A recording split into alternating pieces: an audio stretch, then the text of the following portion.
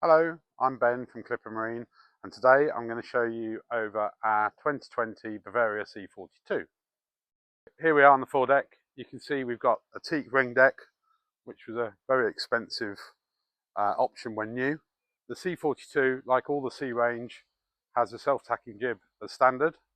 You can have, which this boat has, the Genoa cars and tracks, so you can fit a Genoa, which would be obviously larger than the self-tacking jib. This one has in-mast as well. I'd say probably about 90% of all the new boats we sell are in-mast. This one also has some foredeck sun cushions, which for obvious reasons in March in the UK we haven't put out, but they're useful for the summer. So this one's got a really useful extra for this country, this cockpit tent. You can use this as an extra room up here. You've got a heating outlet in the cockpit as well. And when you're underway, you can roll these up and secure them. And when you import, you have them down and you've got an outside garden room, massive cockpit space, huge seats, L-shaped seating. Because this is a 3-cabin version, you've got lockers which are quite shallow but equally quite deep and go all the way outboard, so you can get lots of stuff in there. You've got composite wheels, you've got your plotter just in the centre of the table here, bow and stern thruster, so it really does make it foolproof. Autopilot, speed, wind, depth. You've got stereo and speed, wind and depth on the port side, and all your engine controls, speed, wind and depth, and autopilot on the starboard. Large manual bathing platform. Now we'll go inside and have a look at the accommodation. So here we are inside. So you've got a large galley in the C42. You've got a front opening normal domestic fridge with a small freezer compartment. Where would be the optional top loading fridge is a huge storage area for storage all in here for cups, glassware, etc.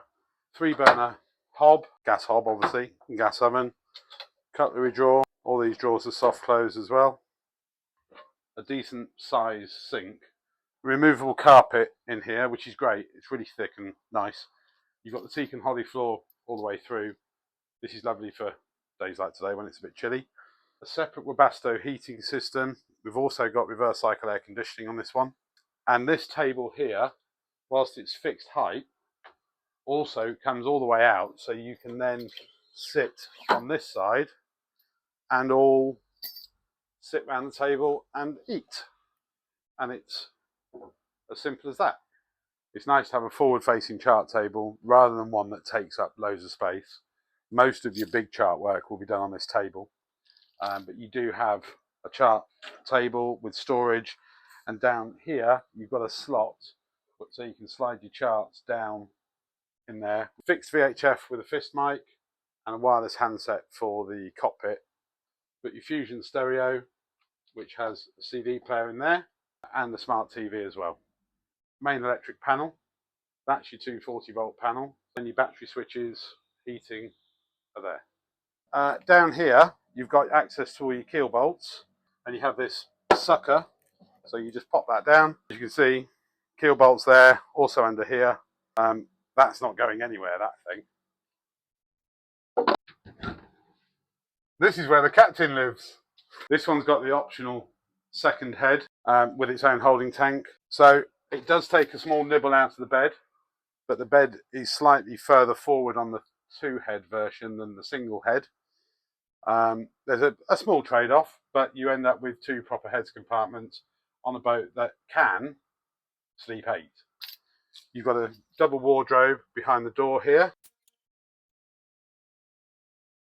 and then you've got a big drawer there. Now, this is the port side guest cabin with wardrobe in there, and you've got a light there. These actually have USB sockets in the bottom of them as well, which is useful. Ventilation up above with a blackout blind and a mozzie net, and more ventilation there, and a fixed hull window. The third cabin is identical, however this one's got the foredeck sun cushions and the cockpit backrests, and it's also got the Janica in here. And here you've got your heads, full length mirror just by that cabin there, proper size shower, and the toilet in there.